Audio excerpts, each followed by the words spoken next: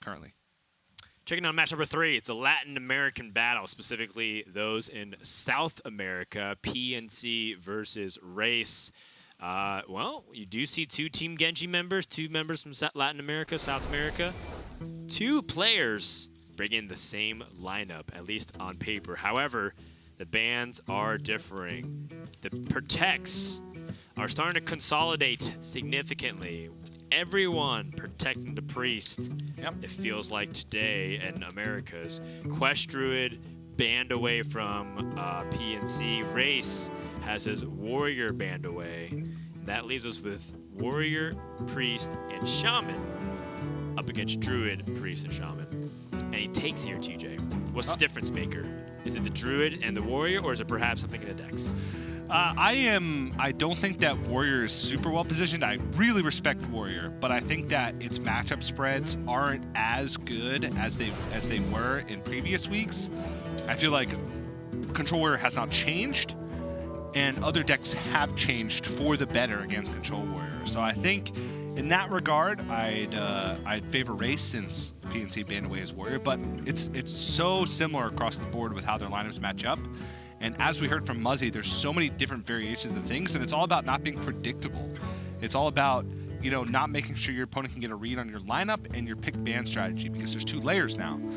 So we'll see how the actual matchup's going to play out, because they don't actually have to play the decks that have already been banned. But taking a look at PNC, Kama Priest. In Europe, a lot of players were protecting it and queuing in Game 1. Now in Americas, a lot of players are protecting it, queuing in Game 1. And all the lists are almost card for card the same. In the last game, the Priest Mirror for Game 1, 30 cards for 30 cards. In this game, is it a Priest Mirror for Game 1? If it is, they're 30 cards for 30 cards the same. So kind of interesting. And we've also heard players say multiple times today that if it comes down to a Priest Mirror in Game 1, it's all about who wins that, because then you get to dictate the queues for rest. But Ray's going to switch it up and go with Druid for the first game here. Druid versus the Priest. You know, Priest getting that early game board while Druid passes tends to be pretty good for the Priest, especially with a hand like that. Northshire Cleric, Never Set, Ritualist, and Light Warden.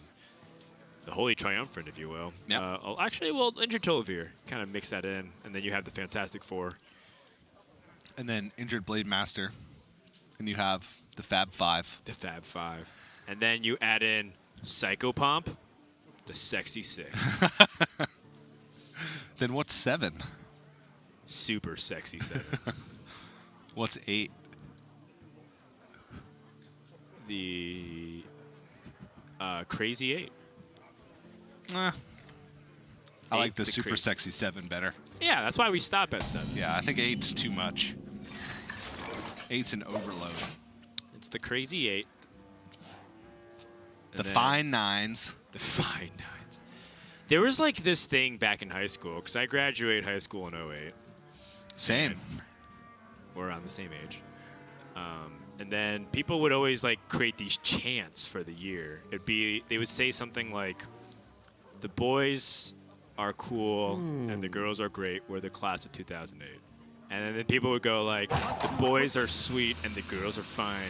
We're the class of 2009. And it'd just be like this really cheesy, campy chant that we toss back and forth. Dan, that is cringe. Yes. To use a modern term.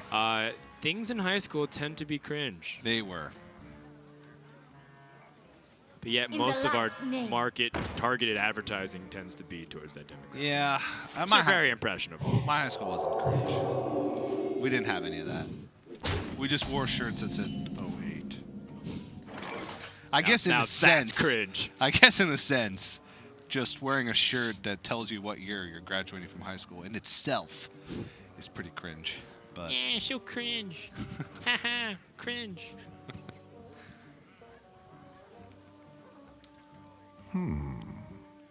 Behold, well, jewels of the South. This is not looking good. Yeah, for our good Plays friend the cringy merchant.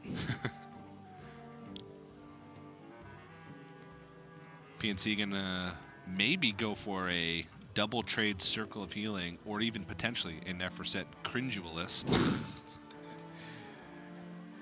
Oh boy, is it that kind of cast? Dan. Let's just nip it in It's the bud. always that kind of cast. Oh, let's just nip in the bud while we're here. But yes, the Neferset Ritualist does look pretty effective in this spot. I wonder if there's a way you can kind of finesse it. Like you attack with the Northside Cleric, heal first, then the Light Warden trades in, then you Ritualist. I think I like that. Wonder. Does Race play a copy of Bees? He does not. He has Mind Control Tech at his 3 mana 1-of slot. We do see some players choose that option if they're worried about boards that go wide. We do see Bees at times. Maybe we even see more greed at the top. I like some kind of heal here. Could be Northside Cleric, could be Ritualist. I do also like this trade. Hey, I got you, friend. PNC protecting against swipe in every direction. Race is in trouble. Yeah. This is pretty big because PNC able to keep drawing these cards, and eventually he's going to hit the big combo, and that's when it gets scary.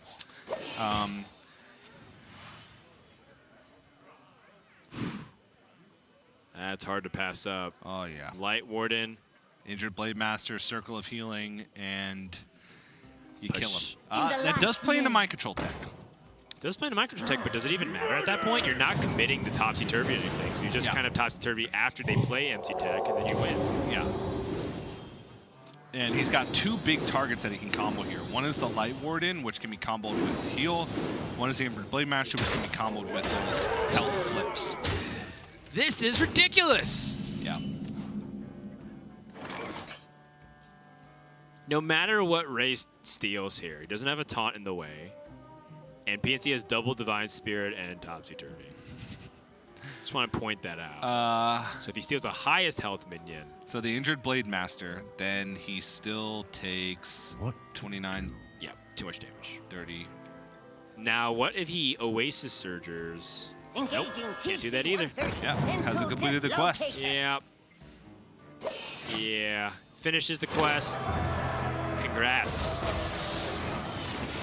Double Divine Spirit, Topsy-Turvy. This is something that's been commented about a lot on the internet, even by the devs themselves. I saw Mike Donay posting about it, about reevaluating things in the future. But for now, you get to see why Priest is so threatening, because its nut draw is so hard to stop.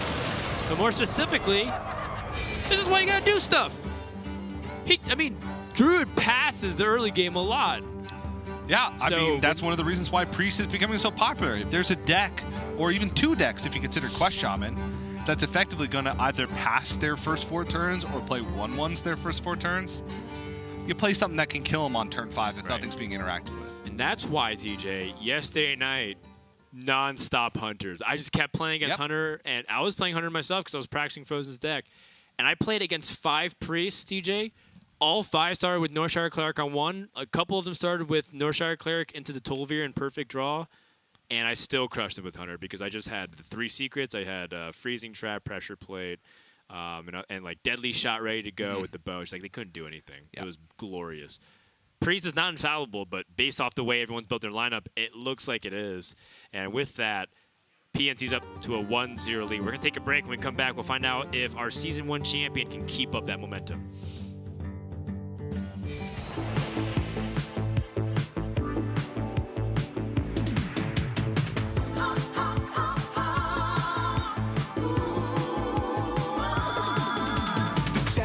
Rising again, darker than they've ever been. As evil descends from the skies, the world cries out, how will we survive? Out of the hall of explorers, and up from the dusty tombs, they grab their whips and fedoras.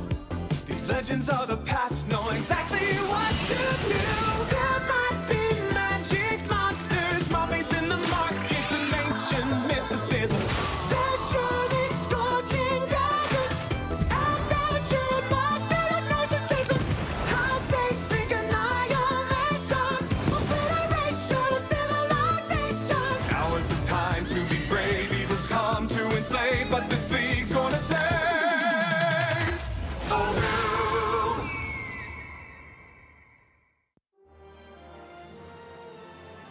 My name is Francisco Fraile Montas. One of my best friends came out with my nickname. We are all getting like nicknames with 3 letters for some reason, like 13 years old. My name is Francisco, and Francisco's called Pancho. So it's just like 3 letters from that, PNC. One interesting thing about me that most people don't know is that I used to study ancient history. I quit for Hearthstone a couple of years, but plan on going back at one point. My favorite Hearthstone esport moment was when I topped like Lethal 2016 Copa America Finals. That was like my first big win, and I was very, very happy. It's like finally all that I worked for coming true. Beating Grandmasters for me means that all the hard work that I put in last years and all the time that I spent the game is paying off. My favorite thing about Grandmasters would be that I get a chance to prove myself like on the big stage. What makes me unique as a player, I would say, is just bringing very complicated decks to tournament, like mostly combo decks that people usually don't play. My personal goals this year will be to earn as much money as I can, of course, and yes, improve as a player and play the best I can.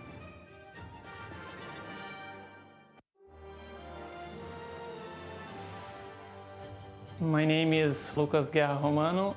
When I was like 11 or 12, I don't know if I saw like the word raise, like people use in poker, raise your bet or something, and oh, this word is kind of nice, and then I cut the letter I, and then I use it just raise.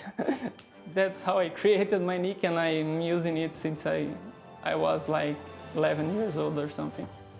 So last year was pretty huge for me. I have had a lot of great achievements, finished like top 18 points on NA. Being here, being a Grandmaster, like people will recognize me as a Grandmaster, and that's pretty cool. I'm always looking for win, but being here together with the best players in the world, I will try to push myself a lot. It's pretty easy to win a game that you are favored, that you drew well, but you need to win bad matchups, games that you have a small percentage to win. Like, you need to evaluate when you need to risk something or when you just need to play pretty safe. This is what I try to do, and I think I do well sometimes. I'm here to win. I will try my best for it.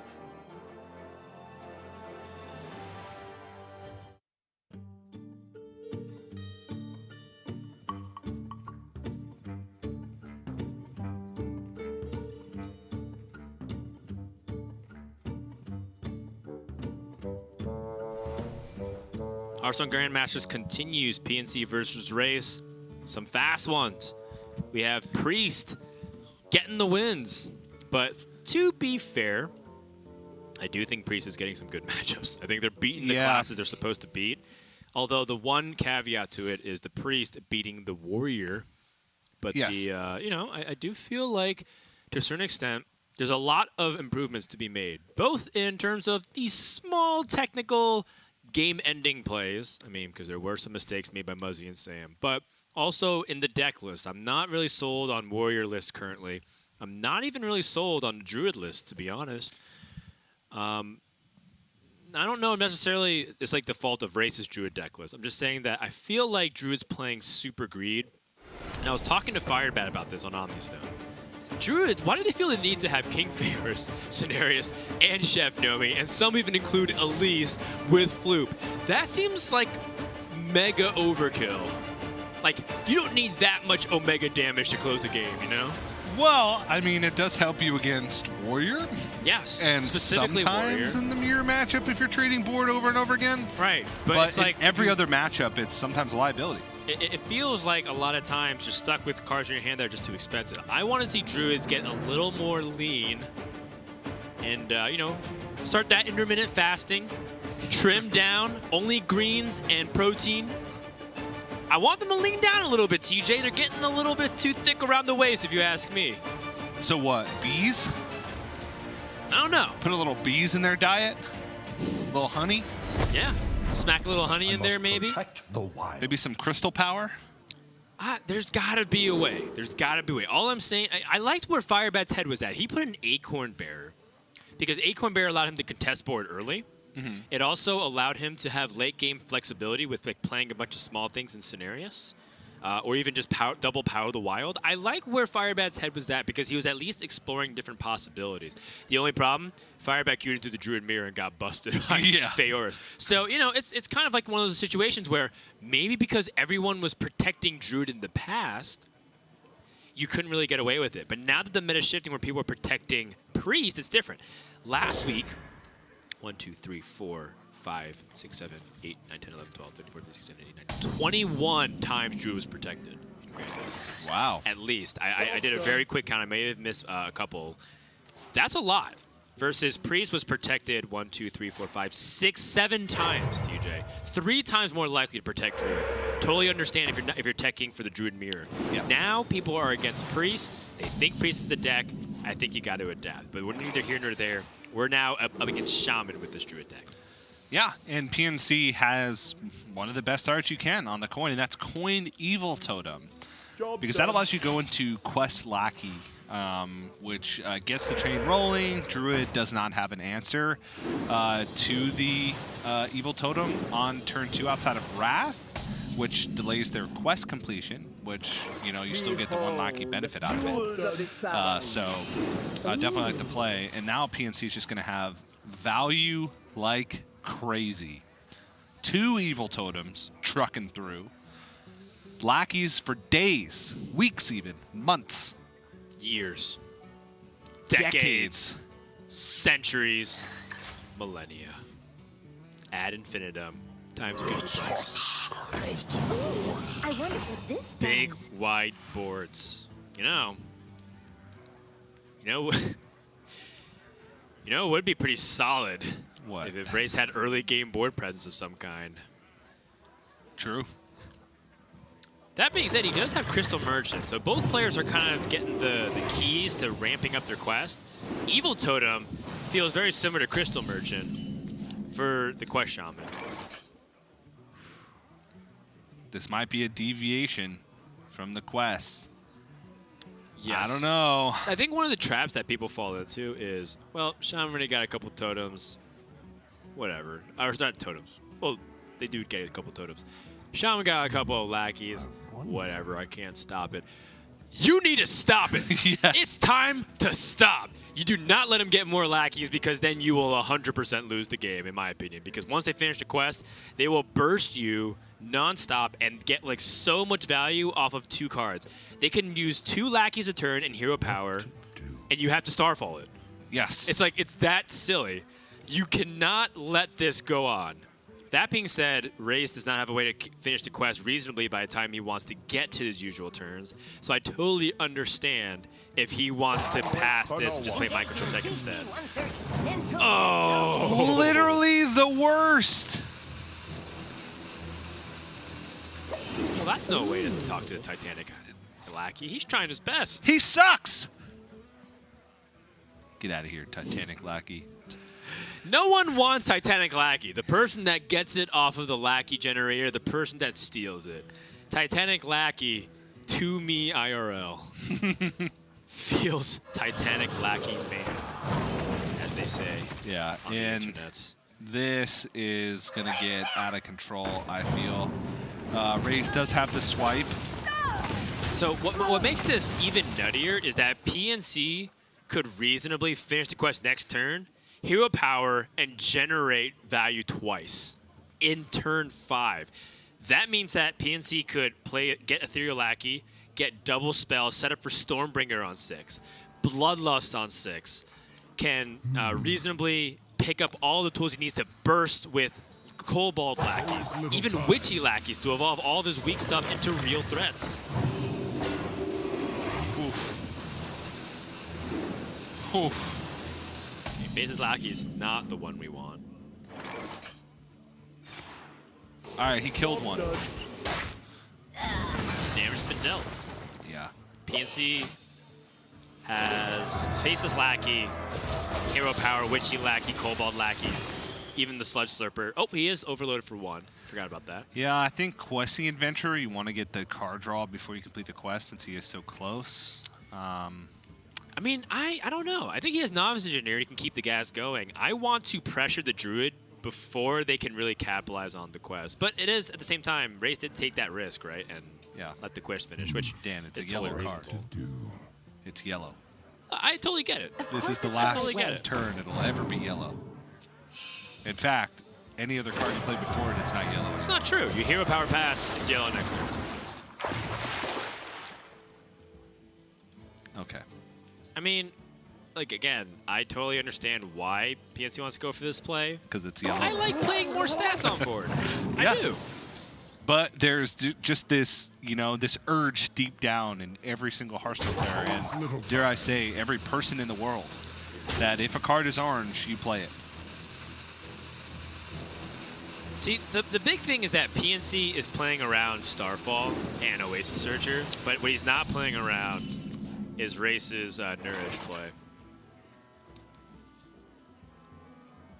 And to be fair, Nourish isn't exactly the ideal situation, given that there's like pretty big board development on their side. Race can go for Oasis Surger and then go for Nourish next turn with Crystal Merchant to draw a card. Yeah. That seems entirely reasonable to me. Part of the reason why I like Nourish, though, is because I want to get to Starfall, because I do want to eventually find a way to swing this board the other direction.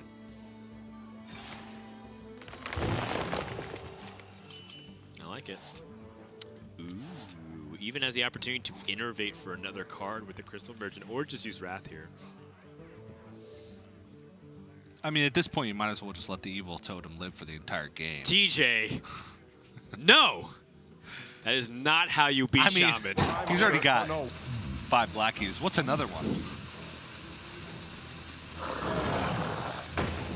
It's not that big of a deal. You really think so? In all seriousness, do you I'm think? being completely facetious. Okay. I think we sniped that bad boy. Oh, jeez. See? Well, that's another lackey. Come on. It's just one more. Okay. Start counting damage. Well, it's not that much because he only has 2 damage lackeys in his hand. It's 11 damage right now.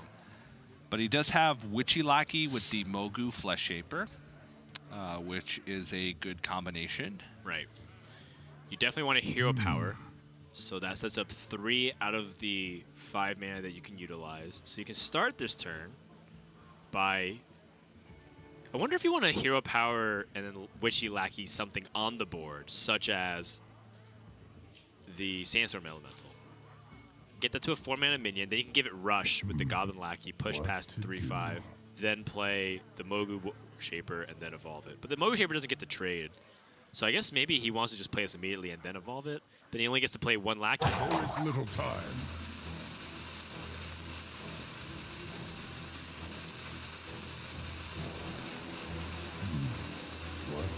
Mortals are so squishy. I feel like this is a little inefficient. Yeah.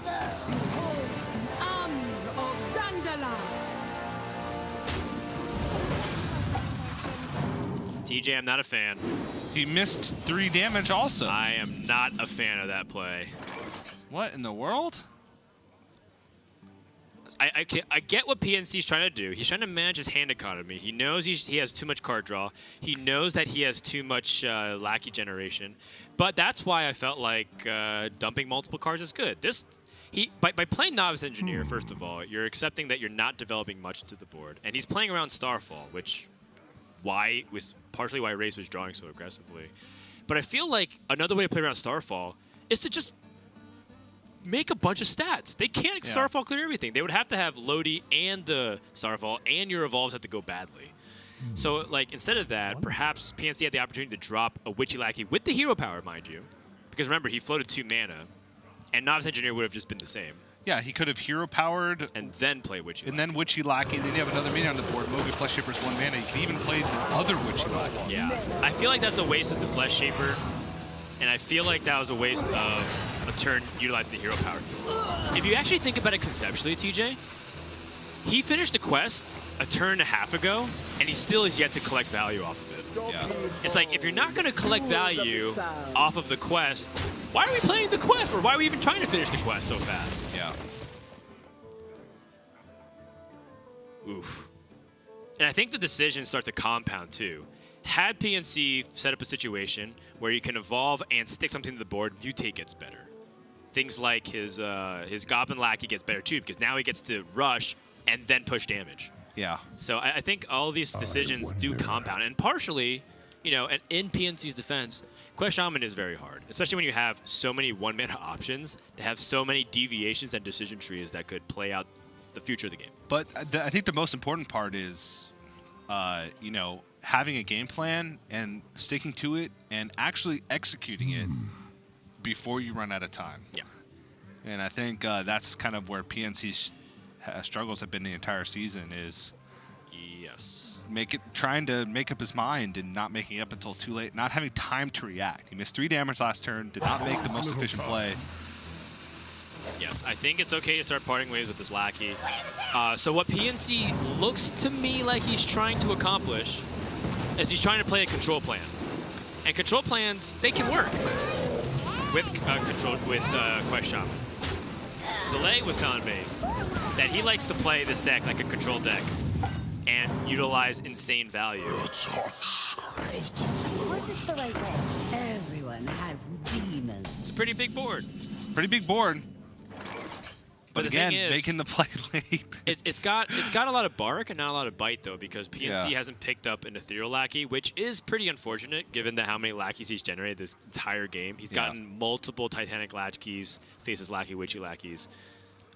Ethereal Lackey and Cobalt Lackeys are the 2 that you really want with Shaman.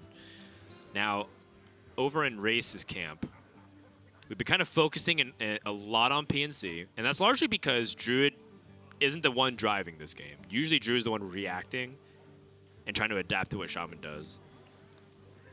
What does Race have to do here, DJ? I mean, if he Ferocious Howls, he's not guaranteed to pick up a play. I don't know if you want to Starfall this board because you have no development behind it. So that leads me to believe that Cenarius is the correct play. You draw a card with Crystal Merchant, and at the same time, if PNC doesn't deal with this board, then you get to follow up with Starfall and then start pushing an advantage.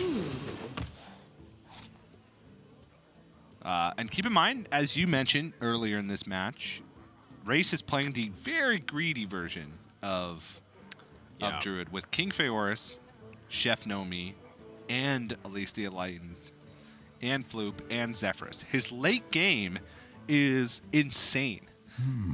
Engaging TC-130. Big mind control tech here. Locator. Crystal Merchant, okay. Yeah, I don't think it matters too much here for Race. What really stinks is that he had taunts in the way, so he felt like he had an opportunity to save it. But we know that PNC has the Weaponized Wasp. I kind of just like a defensive play here for PNC.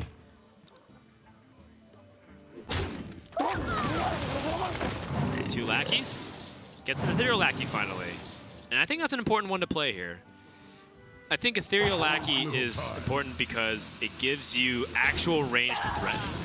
And you don't have to invest your mana in the following turn. But at the same time, this has Titanic Lackey and Witchy Lackey as well.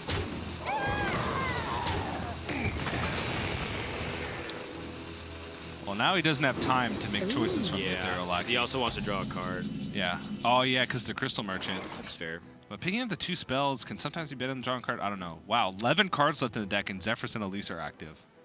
So I think copying Floop and Zephyrus is extremely good because what it allows you to do, now you can play control style. Yeah. Because you can play 4 Zephyrus. It doesn't matter what Shaman develops. You can just keep clearing the board or developing. It gives you flexibility, right? It's the perfect card. Yeah. That being said, if PNC accumulates the Kobolds, then you don't. Then that's not really a plan because they're going to burst you down.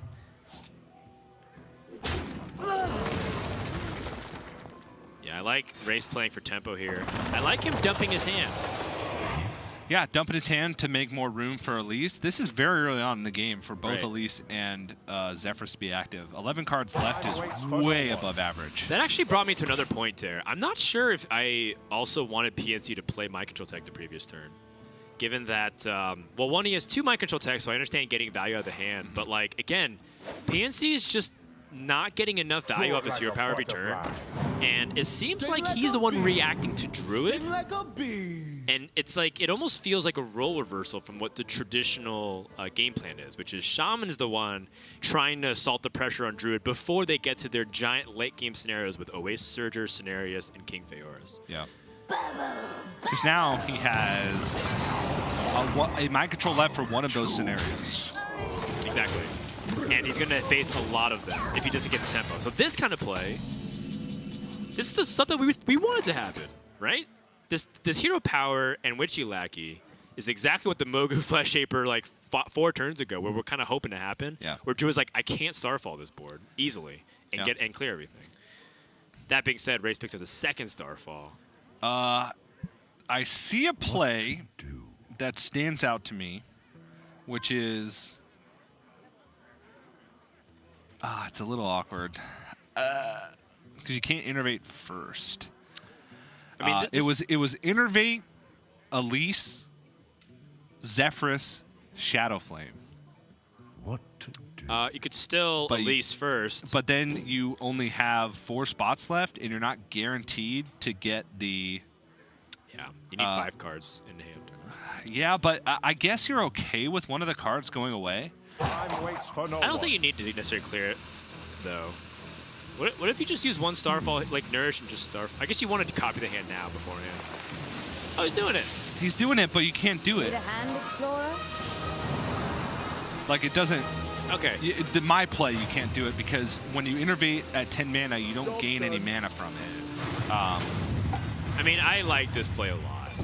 And now that Race has infinite value with Elise and Floops, he could just keep playing Starfalls. Well, he's going to run out of space because of Nourishes.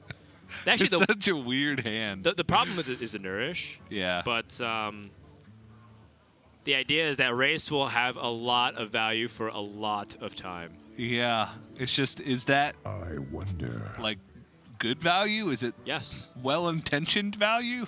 TJ, people are literally like changing their entire deck just to play 1 copy of Zephyrus. In a Yes. class that doesn't support like Warlock Well, and it's the Warrior. Starfall and Nourishes that I'm worried about, but I guess the Zephyrs are good. It's just that you're limited to the classic set, so the amount of powerful things you can do is like, okay, I'm going to Twisting Nether your board full of 1/1s. And then Tyrion.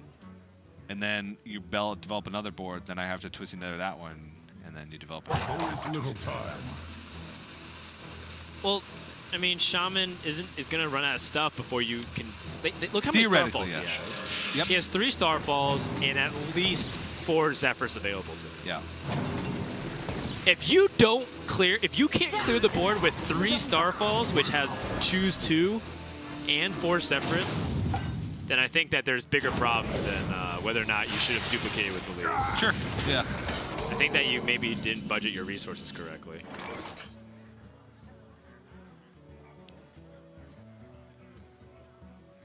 Oh my goodness. So here's a question. This is so weird. Well, I mean, he can play Zephyrus and then Get Tyrion? I don't know. it'll offer you like Hellfire. It'll offer you Hellfire. I guess you have 3 more beyond that. 4 turns of the perfect card. Another option it might give you is Betrayal. Oh. And that gives you 4 more mana to play with, which makes you the ability to play like Worthy Expedition and other things. I think it is worth going for an Expedition right now. It's even in the name. Worth Expedition. Oh, Lodi. Time waits for no one. Okay. Lodi, Starfall. Oh. Cenarius. That's expensive. I mean, I guess you could just play it now. I think an important part, though, is protecting his life total. That's why I wanted to Starfall. We have 3 Starfalls in hand. I think Race is saying that he wants the Starfalls to get even more value. He doesn't have enough board clears in hand. Because 7 isn't enough. Yeah. And I'm being a little facetious because I totally get what Race is doing. Okay, so here's what's happening, TJ. Both players feel like they're the control deck. We somehow have converted Druid versus Shaman into a control warrior versus a control warrior, where both players are now playing for the late game fatigue scenarios, and both of them are convinced that they have the advantage. And when that happens, one player is wrong. It is possible that both of them are wrong. It's possible. That like both of them should have been aggressive, but they both were defensive. But in this scenario, when they're both trying to be the control deck, we're past the point where one should have been the aggressor. Yeah. And so one is wrong. And I don't know who it is yet. This Bloodlust pickup from PNC is massive.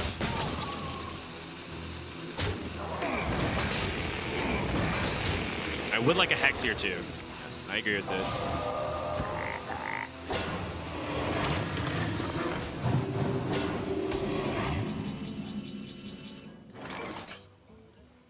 Interesting.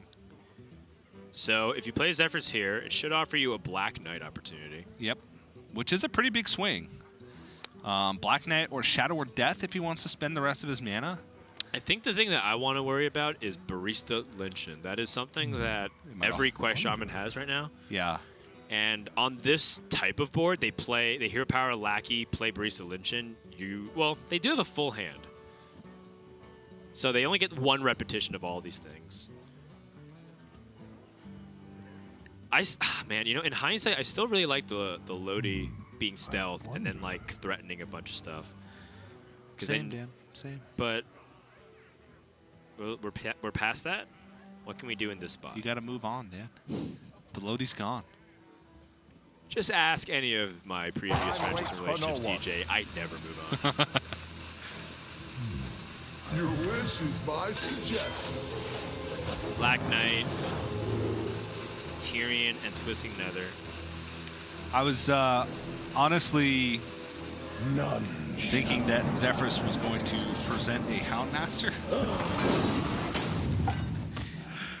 Sometimes he's Sometimes he's cheeky. He's a gem. The ultimate troll, that Zephyrus. You are a flower and a rainbow. You are a perfect mate. Okay, PNC has an opportunity for some big lackey plays. This is just... I wanted the box slash to 3/3 for sure. Yeah. I think that is kind of important. Yep. And if you play it again, though, that's all of your mana. But it would remove a lot of the board and develop a pretty big board yourself. Since you'd have a 7/7 in play, the Black Knight would be gone. Wait, actually, in hindsight, why didn't we play Giggling Inventor? Oh, because he has 3 Starfalls. Yeah, never mind. Yeah. Still, though, if you play Giggling Inventor and they Starfall twice, I guess we haven't. Have we seen Swipe yet? Yes, we did see Swipe. It's a one copy of Swipe.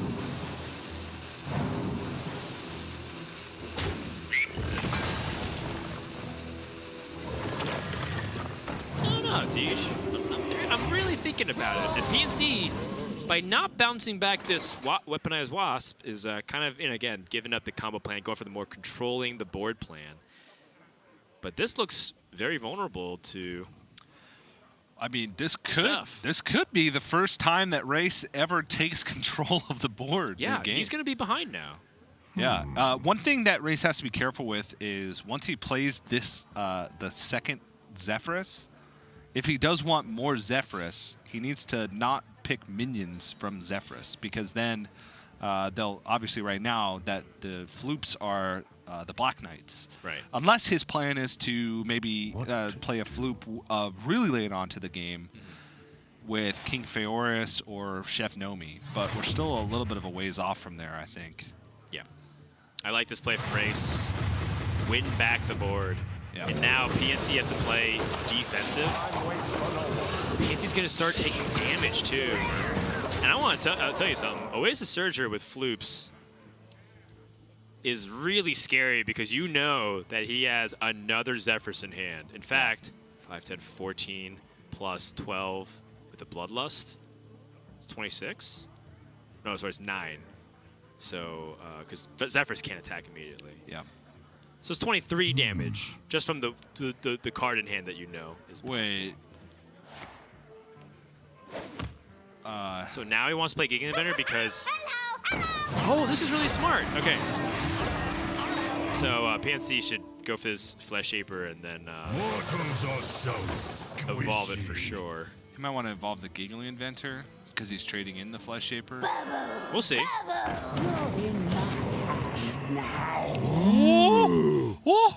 Anubisat Sentinel? A Warbringer. Give all minions in your hand +3/+3. Which means Faceless Lackey is a 4/4. Life Drinker is a 6/6. Evil Cable Rout's a 4/4. Mind Control Tech is a 6/6. It's Man. That being said, Race has answers in a multitude of ways. He has he could double Starfall here Starfall. and push 14 points of damage. you would have to Starfall the same thing twice, but pushing 14 seems very good. He could Starfall the Anubisat Warbringer and then Starfall the Ironbark Protector. Oh yeah, you're right. The 2 damage AoE. Yeah. That was the same exact mistake that we made last week. Yeah. Wonder. Yeah, double Starfall clears. Push And 14. Push 14 with potentially 3 Zephyrus in hand. That is... Yeah, that's hard to pass up. Muy bueno.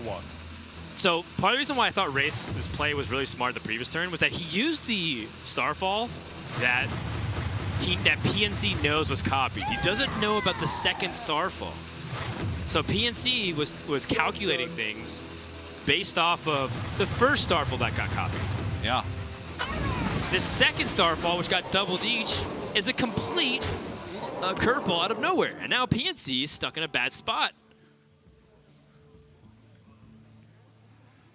Whew. And that does end up explaining a lot of PNC's decisions in the past, which is like, oh, I want to bait out Starfall and then play the Giggling Inventor. Yeah. Which is a very logical thing to do, and it's not paying off. Another Faceless Lackey. Another Titanic Lackey. I mean, Titanic Lackey is kind of a saving grace here, if only because it gives him... Oh! I mean, it's not going to work out, but it is a very funny thing to account for right now. Titanic Lackey could protect his Doomsayer. All right, so this is going to be very close to lethal damage. Well, he knows that there's a Zephyrus in hand. He knows that there's an Oasis Surger. So that should be lethal. Zephyrus into Silence, Zephyrus into Savage Roar. Does it offer you Silence? Does With it offer you Crazed Alchemist? Does it offer you Savage Roar? Does it offer you Bloodlust? This is one of those interaction tests here for Race, whether or not he knows the technical details behind Zephyrus. I mean, there's many opportunities. There's many different scenarios for lethal. I think with a 0/11 Doomsayer, it's going to offer you Silence. Because that's a double target for Silence. Yeah, it might offer you Black Knight. Yeah. I think it's going to be like Twisting Nether, Silence, Cabal Shadow Priest. What? Wait, is that just super brilliant? You like Cabal Shadow Priest, let the board... No, there's no way. Mass Dispel is also fairly interesting. It does reduce the power on board by a lot. And he still can play Oasis Surge. The problem is that it doesn't leave him with enough mana. And it looks like he is just going to let the board go off here. Oh! Your wish is my suggestion. Wait.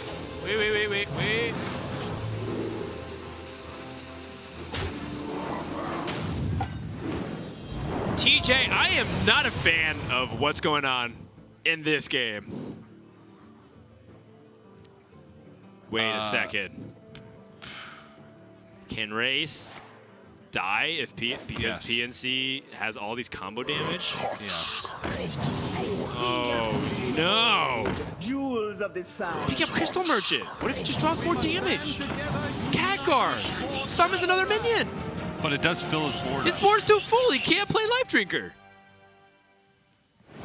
Ooh. Order. Not really. How can he even predict that Catguard's going to come out? Bloodlust.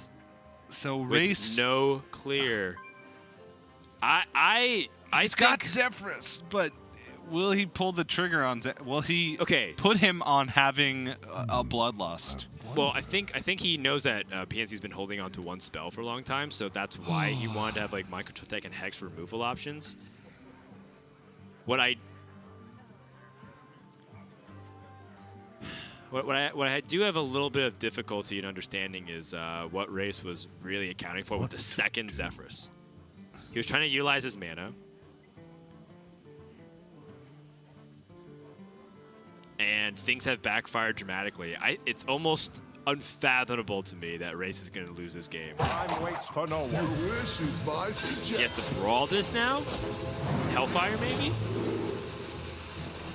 It's got to be brawl.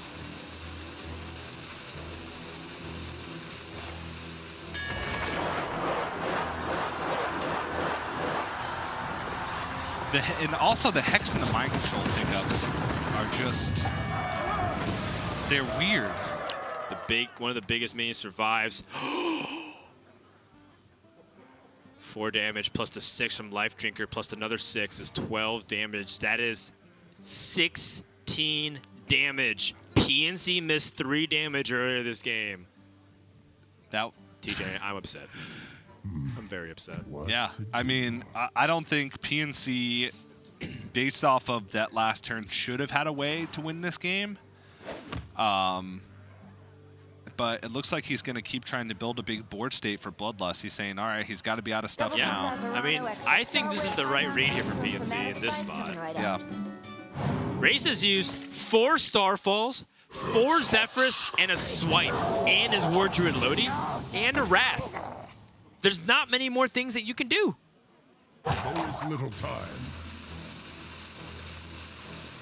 There's not much that you can do. No. Youth for Brewmaster. What are you going to toss it on? Toss it on the Barista? I kind of like it on the Barista. You have another Faceless Lackey. Oh, he's all in. There's still a Starfall in the deck, isn't there? No, he's drawn both. And he duplicated both. Okay. Race can play King Feoris and summon 1, 2, 3, 4, 5, 6 taunts.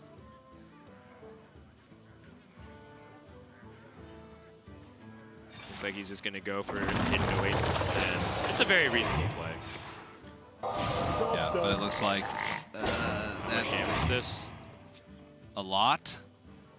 Well, Bloodlust will literally never get better than this, so we might as well go. Oh, we forgot about Shutterwalk. PNC just plays all of the battle cries he already did tossed in. So You definitely Bloodlust, because again, like we said, it never gets better than 7 minions on the board. 12, 17, 21, 25? Plus the Life Drinker?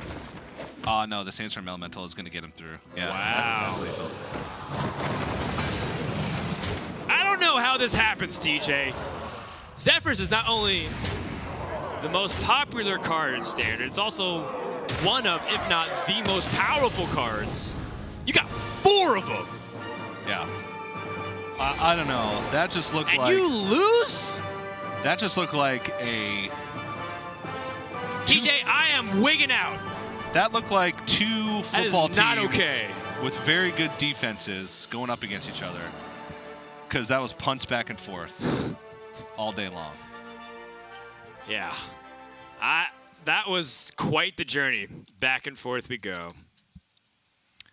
And, you can see it in Race's face. I think no one is more disappointed and sad about how that was than Race. You saw him being very unhappy with himself and shaking his head, throwing his hands in the air like, I could have done that way better. Yeah. And there were a few turns back and forth in this game that was like that. Yeah, very true. It was kind of a weird one. Like, the amount of value that was generated from both sides, but how much of a stalemate it was for so long in the mid-game was... kind of insane. Very memorable, though, to say the least. Let's go ahead and check in with PNC, who was able to win that series 2-0. PNC, you there? Hi, yeah. All right, so let's talk about that second game. I think we don't have too much to discuss in the first game there, back and forth. Why don't you walk us through from your perspective of like how the macro game plan was and how it developed and changed in different directions? Yeah, so a lot of random stuff happened. The game was very confusing, but like my plan was to like that's what the shaman has to do, right? Just generate value and try to like you can outvalue the druid so easily, right? So many lackeys and you can keep bouncing stuff but yeah, when he played Elise, like I don't know what to say honestly, but that was a very confusing game. His hand was 2 Starfalls, Zephyrus, Nourish, and Floop. And he duplicated that. He has 4 Zephyrus, 4 Starfalls, and he could have kept the leash trading back and forth, and yet you outvalued him. It was pretty nutty. Yeah, the thing is, he needs to like keep playing like Zephyrs and stuff to clear like 1 mana, like keep like to clear the.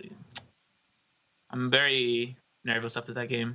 So he needs to keep playing Zephyrs to clear like the 1 mana lackeys and all that stuff. You know, like I'm not putting that much on the board, and he needs to keep playing like important cards. But what did he get from Zephyrs though? I don't know. So I was he got very confused. Mind Control Tech and Hex are the choices he made. But he had when he played the first one, he was offered Mass Dispel because you had the Doomsayer, Cabal Shadow Priest, and Mind Control Tech.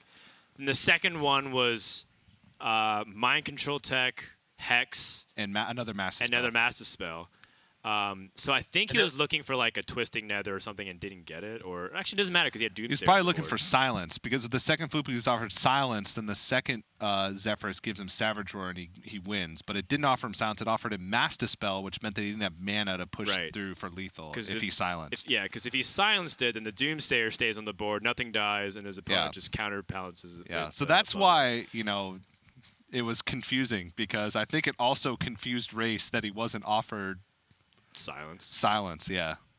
Yeah, there were 2 turns where I was like, okay, if he plays Zephyrs now, what is he gonna get? Like, I wasn't sure at all. Like that turn and the one I played the Giggling and the 2 big minions. So that turn I was scared of him getting mossy, but then I realized that I could play like the 7 mana rush guy and had 2 big minions, and then I was like, what is he gonna get? Like something to clear like the small minions or the big minions, or I don't know. Well, it turns out he just had 2 Starfalls, so. Really scary game back and forth there. There was a tough turn where it looked like you missed a little bit of damage and you were confused. What were you necessarily thinking about there in that spot? Because it looked tough from our perspective and we had information, but it seemed like it tripped you up at the end. Yeah, I think it's like those kind of turns, like especially when the game is starting and like I'm feeling nervous and stuff like that. Like you don't realize. I didn't realize at the moment, but the rope goes so fast. Like the timer like goes to 0 very fast when you're thinking and very like into the turn. But yeah, so I just didn't have enough time and yeah, bad turn. I don't remember exactly what happened, like what were my decisions, but that's what I remember. I mean, it was a very complicated game, and I think if you go back and watch it, we were also like changing our mind half the times, but also we were pretty like unhappy with certain things, like Ray's not doing anything and then just getting destroyed, and then missing that damage definitely was like, oh well, you had lethal, and if you were able to do that, but yeah. That happens, and it looks like a very complicated deck, but in the end, you got the win. Is there anything else that sticks out to you about that series that we haven't covered yet? Not really. The first game was very interesting. Yeah. Oh, yeah. HD. All right, PNC. Go ahead. I think I could have played the game 2 way better, but that's so many options, and like I think if I have 1 extra week to practice the Shaman deck, then it would have been way better. But yeah, it'll get better over time, I think. Next week, you're going to be prepared, assuming you're bringing Shaman. I mean, I won 2 in a row now, so. That's right. Yeah. That's right. That's right. All right, well, I mean, you are climbing back. You're 2-3 right now. And, I mean, this is the same story as last season, PNC, where you started off really rocky, and then, like, as time goes on, you improve. Actually, last season, I went 0-3 into 1-3, and then I lost the 5th game. So now it's, like, getting better, even better than last season. I was 1-4 last season, so. Heck yeah. All right, Season 3, you'll be 3-2 at this point in the season. I like your attitude, too, because I think a lot of Grandmasters, especially like high-level Hearthstone players, when they like mess up and they don't play well, they get really down on themselves. But it seems like you're keeping your spirits up, which is really important, especially going to the next match. So I think that's really good. Okay. Yeah. All right, so thanks for joining us. Congrats on the win, and we'll see you later this weekend. Yeah, hopefully tomorrow. All right, this time for sure.